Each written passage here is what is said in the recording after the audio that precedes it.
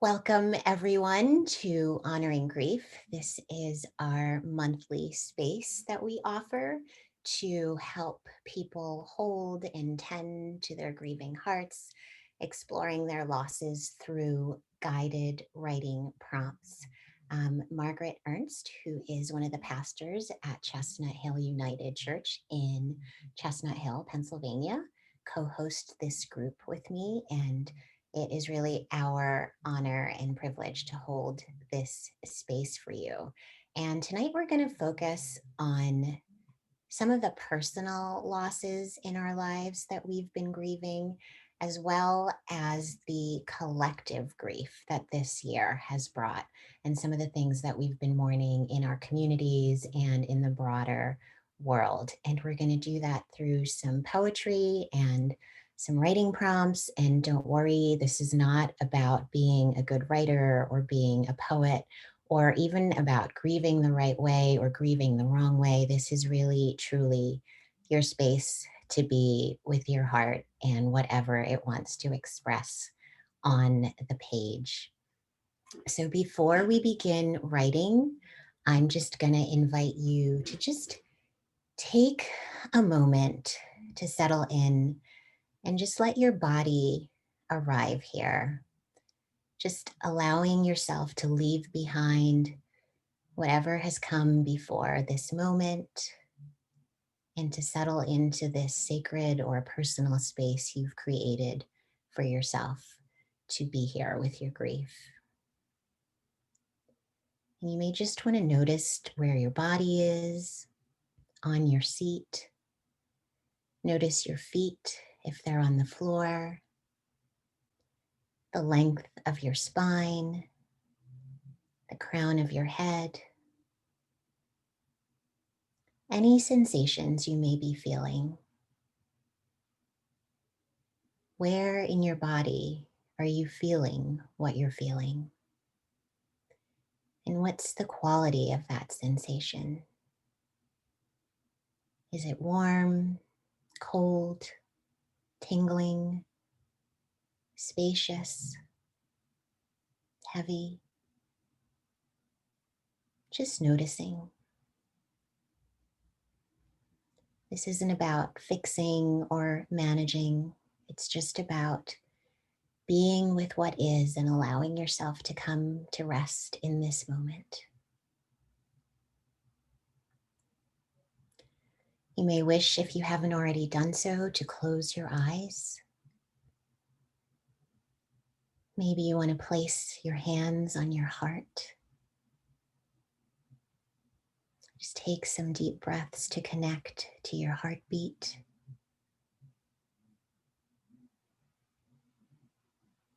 To connect to the part of you that was called to this space, the part of you that drew you here to take care of yourself.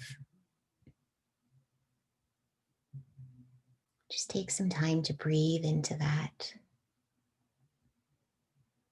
to let your breath be slow and gentle as you hold your heart with compassion, reminding yourself that you are deserving of this care, deserving of your own tenderness in this time you have taken for yourself.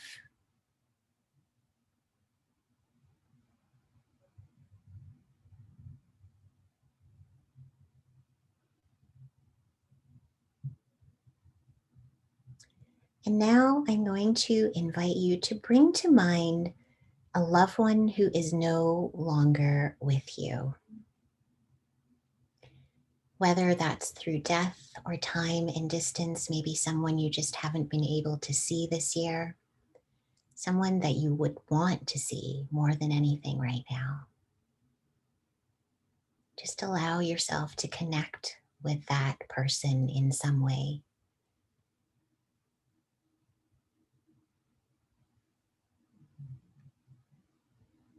Allow yourself to feel them with you right here, right now.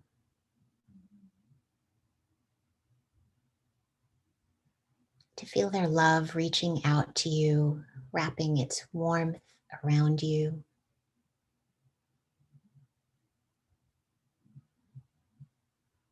And to pour your love into them too.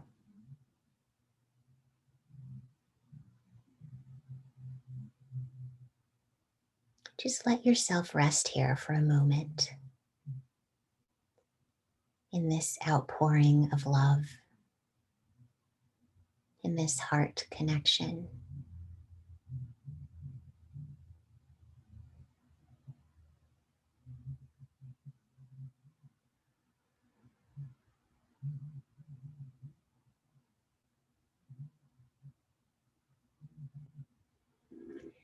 And then, with your hands still at your heart, take a moment, if you wish, to dedicate this practice, this night, to that person. You can say their names out loud if you wish, or you can offer whatever words of dedication feel right to you.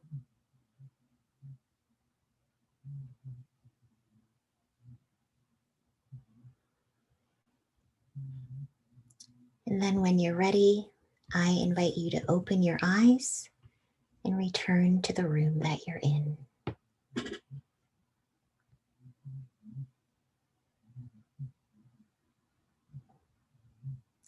And so we're going to begin our writing tonight with gathering in the memories, gathering in the good, doing some writing prompts to help you remember your person and honor who they were to you and some of the things that you miss. And for that, I'm going to offer a few poems and then a few prompts to help you respond to those poems. The first poem is by Lucille Clifton. It's called "O Antic God." O antic God, return to me, my mother in her 30s, leaned across the front porch, the huge pillow of her breast pressing against the rail, summoning me in for bed. I am almost the dead woman's age times 2. I can barely recall her song, the scent of her hands, though her wild hair scratches my dreams at night. Return to me, O Lord of then and now, my mother's calling, her young voice humming my name. So the first writing prompt is going to be to write a list sharing some of the details about your person, similar to those in Lucille Clifton's poem. So when you bring your loved one that you have lost to mind, you might want to think of a familiar stance or posture that they always had, sort of their way of like moving through the day or through the world. You might want to recall an everyday image of them, a moment that you shared every day or with some sort of habitual frequency. What was something that they repeatedly called or invited you to do? You know, in this poem, Lucille is being summoned to bed at the end of the day. What is something that your loved one often called you to do? Is there a scent that you associate with them? What did their voice sound like speaking your name? And did they have any nicknames for you? So you're just going to make a list capturing some of those details. And then we're going to spend some time writing. You may pick any memory from that list to expand upon in writing. Maybe you want to write about what it felt like to be called by the name that they called you, the nickname or their scent, or that moment that you shared together every day. Or you may string a bunch of moments together and explore that. Or you may also consider writing your own poem, a poem that captures an everyday moment between the two of you. So I would invite you to give yourself about 8 minutes to do this, um, to write the list and then do that other exploratory piece of writing.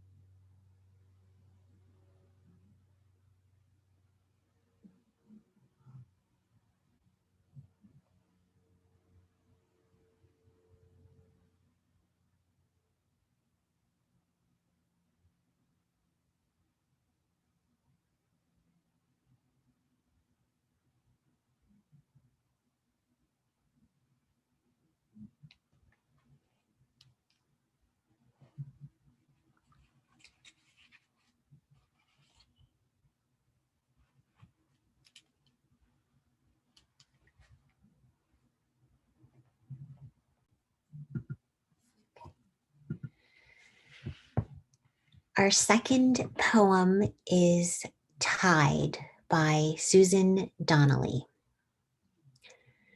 If I don't catch it right now, The look of the bay at the lowest tide, with the sun stamping on it, the uncovered sand like clay. If I let it go for some more important thing, or just look away for a bit, meaning to note it when I've first done something else, only my mind's eye will be left to remember when the wide tide has turned, how the whole bay looked like a great shell lying there, all blue, brown, silver, and how I needed to shape something I could hold and keep, maybe, from those few moments before it all changed. So, for this prompt for your reflection, I'm inviting you to think about an object that you have kept from those moments before it all changed. It could be an object that belonged to your loved one that you've lost, or an object that you have that you just associate with them. But what is something that you've kept before they got sick, before their death, before you were thrust into heartbreak or the unfamiliar? And how does this object offer you strength and solace? And if you haven't thought about that before, why you've kept it and how it might be strength and solace to you, consider if this object could speak. What would it say? How would it bless you? What wisdom might it offer to you? When I first read this poem, I thought of my dad's wedding shirt, which I often wear on the anniversary of his death. And his death was so painful on many levels. Physically, he was in a lot of pain and just very, very weak and fragile. But when I wear that shirt, it brings me back. Of course, I wasn't born when he got married, but it brings me back to a time in his life that was filled with joy. And I have written about wearing that shirt. And I did write a poem once that began, "This is the shirt that joy wore." So maybe you might want to even assign your object a quality or some emotion that captures a meaningful or happy moment in the life of your loved one, and then just like go with that emotion and see where it takes you. Just let it take you on a journey to tell a story, to honor your loved one, to explore whatever that feeling says to you, and to paint a portrait of who they were before that moment when everything changed. And again, we're going to be writing for 8 minutes, and we'll bring you back when those 8 minutes are over.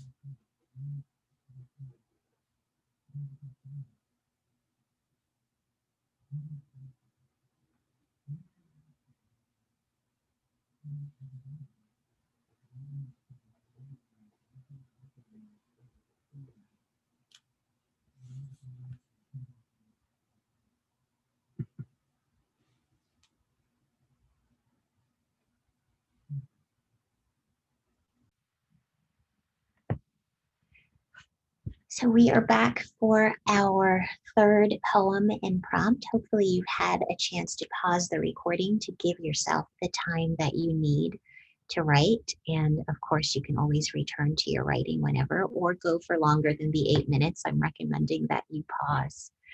This third poem in this portion of this session, exploring our personal losses, is What I Learned from My Mother by Julia Kasdorf. I learned from my mother how to love the living, to have plenty of vases on hand in case you have to rush to the hospital with peonies cut from the lawn, black ants still stuck to the buds. I learned to save jars large enough to hold fruit salad for a whole grieving household, to cube hone canned pears and peaches, to slice through maroon grape skins and flick out the sexual seeds with a knife point. I learned to attend viewings even if I didn't know the deceased, to press the moist hands of the living, to look in their eyes and offer sympathy, as though I understood loss even then. I learned that whatever we say means nothing. What anyone will remember is that we came. I learned to believe I had the power to ease awful pains materially, like an angel. Like a doctor, I learned to create from another's suffering my own usefulness. And once you know how to do this, you can never refuse. To every house you enter, you must offer healing, a chocolate cake you baked yourself, the blessing of your voice, your chaste touch. So, what is it that you have learned from your loved one? What are the behaviors and the practices that they modeled for you that you now find yourself doing? What have you been given, gifted from their way of being in the world when they were alive? And how can you carry these gifts forward? I invite you to again pause the recording and take some time to respond to these prompts.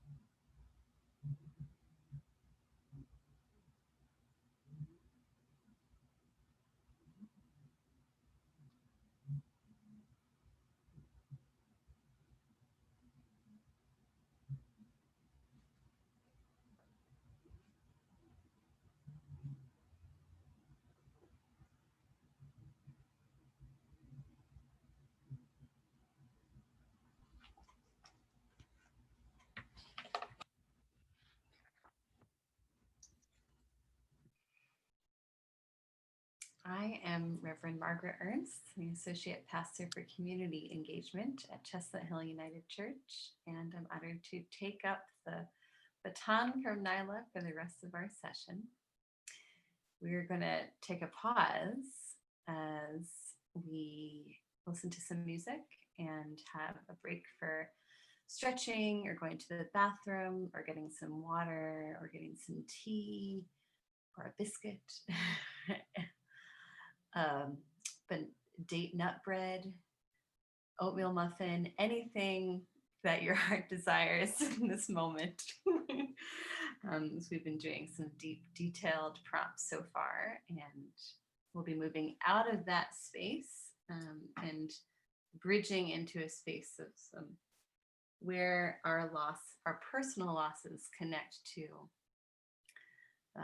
the collective loss of this year in 2020.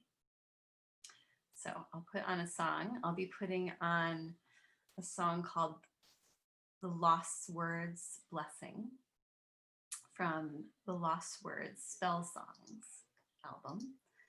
And that will take us through our break, and we'll return with a few more poems and prompts.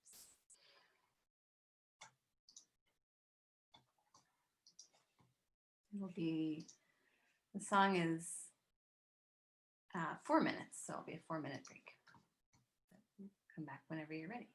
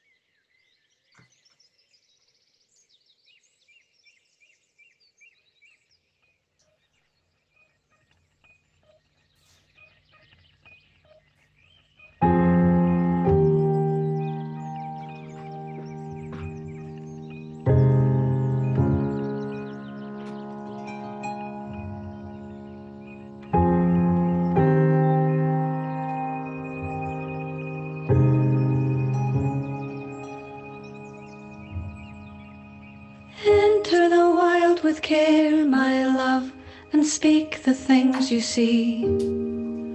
Let new names take and root and thrive and grow. And even as you travel far from heather, crag and river, may you, like the little fisher, set the stream alight with glitter. May you enter now as otter, without falter, into water. Look to the sky with care, my love, and speak the things you see. Let new names take and root and thrive and grow. And even as you journey on, past dying stars exploding like the gilded one in flight, leave your little gifts of light. And in the dead of night, my darling, find the gleaming eye of starling, like the little aviator. Sing your heart to all dark matter.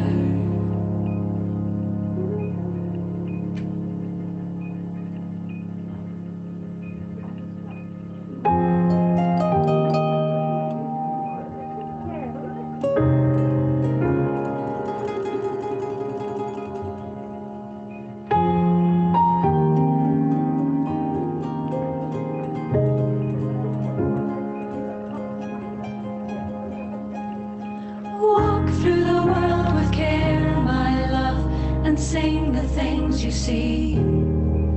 Let new names take and root and thrive and grow.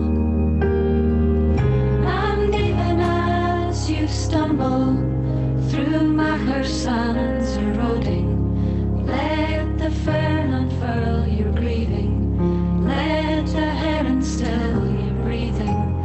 Let the silky swim you deeper. Oh, my little silver seeker, even as the hour grows bleaker, be the singer and the speaker. And in city and in forest, let the larks become your chorus. And when every hope is gone, let the raven call you home.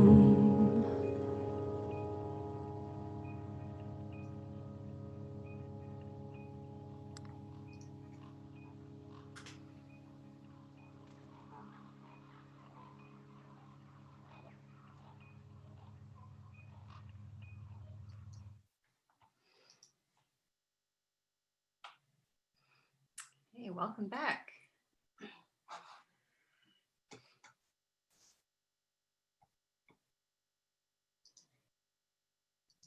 So keep stretching if you need to stretch. The body holds grief in really helpful ways sometimes because it's a place to put our grief, but also sometimes that can be bothersome. So if there's a place that is tight or calling for your attention, I invite you to hold it, give it some attention before we enter into our next series of prompts.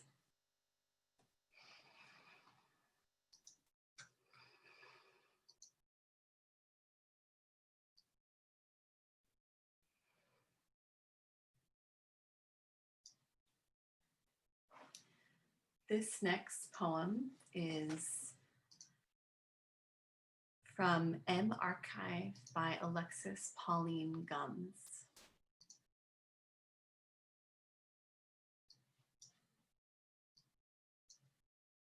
It is untitled because it is from a larger book, but it is from M Archive. They dug in their memories for the one day. For some of them, it was a couple of days per month. Rock bottom days. The days in their lives when the world had already ended. They thought back and asked, what did we each do then?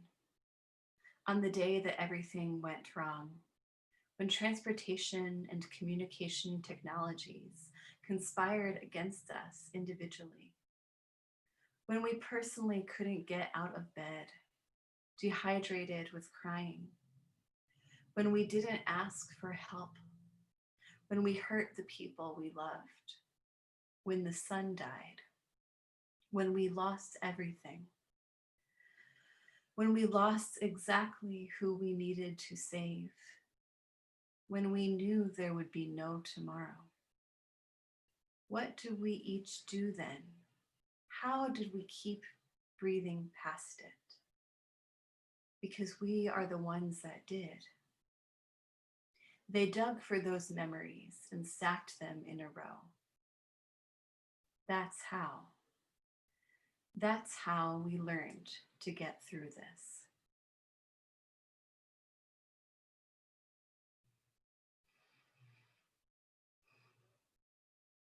So this is a prompt for the next 7 minutes about remembering. Remembering the losses that you have experienced in 2020, this year. Losses that you have carried, the losses that you have survived. And it's not only we're not asking for just personal loss here, but any kind of loss that comes to mind. Might be the individual that you were writing about in the first section, or a different person. Might be a community, might be a loss of a place, or even of a special object, a loss of a relationship, the loss of a way of being together in person because of the pandemic. Any loss that comes to mind. What losses have you survived and carried with you in 2020? Write about the first that comes to mind and just keep going.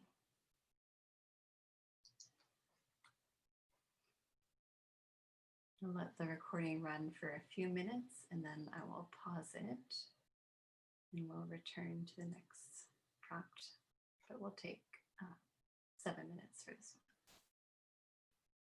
So pause the recording if you need to for the time you need to take.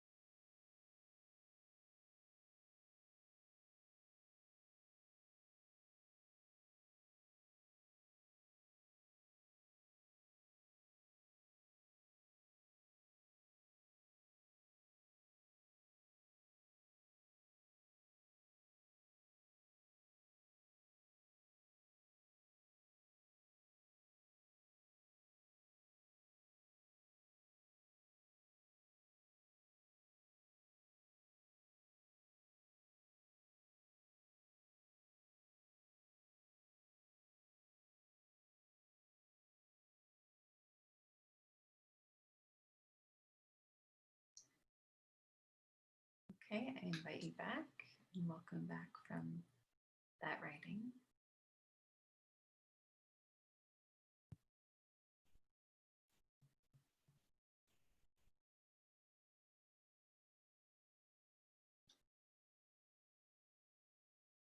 We have two more shorter prompts to close us out and to help us transition back into the rest of our lives from this depth experience of like ice fishing, going into the deep, carving through the ice of our everyday lives into these experiences of loss that are sometimes scary and cold and dark and also very important. So the final two prompts I'll share after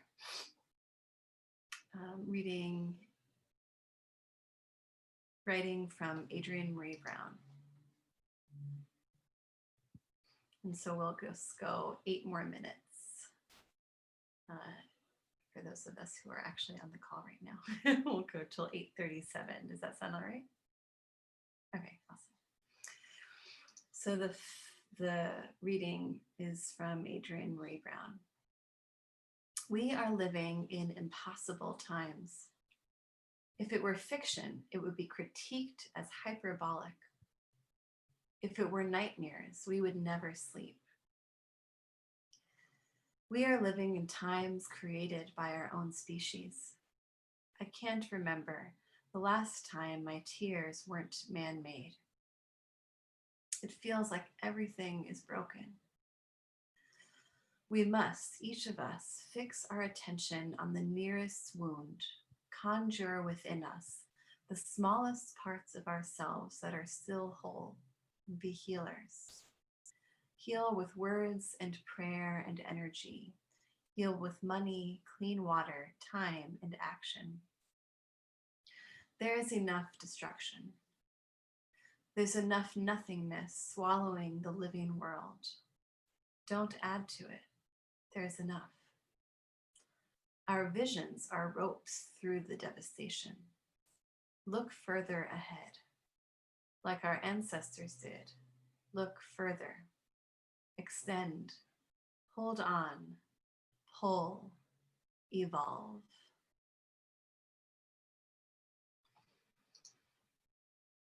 So for 4 minutes, we'll write in response to this question. Write about how your loss or what you lost in 2020 is connected to other people's losses or lives. How is what you lost in 2020 connected to other people's losses this year? For example, that might be people or community in your neighborhood, in Philadelphia, in the US, or anywhere across the world. How is your loss in 2020 connected to the loss of others?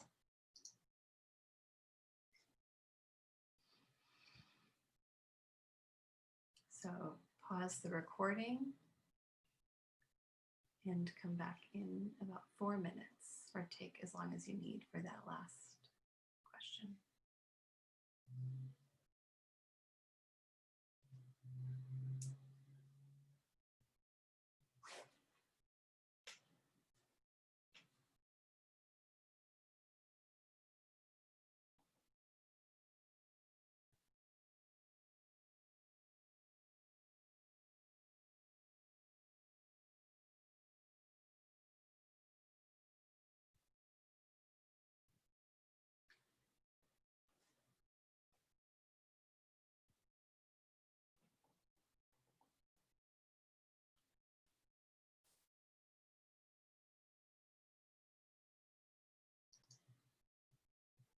So you might still be writing from that last prompt.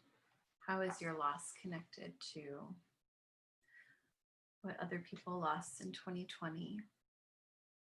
And I invite you to start to flow into this next and last prompt for tonight. So, as you reflect on how your loss is connected to other people's loss this year, write a blessing for your grief in 2020 and for others who are grieving. Write a blessing for your grief in 2020. And start there, and then you can keep writing towards those that you were thinking of, who you are connected to in loss. Keep writing your blessings so that it extends to others who you are connected to in loss, who are also grieving.